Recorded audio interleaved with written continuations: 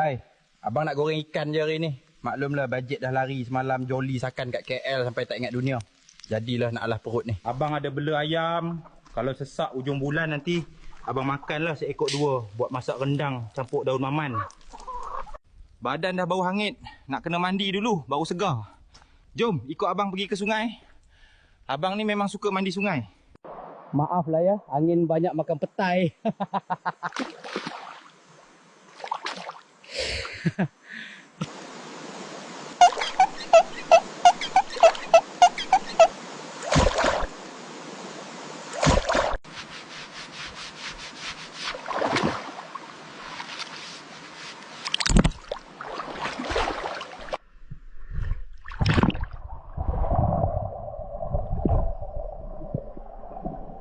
Dah siap mandi, keringkan badan dulu. Lepas ni abang nak balik gua.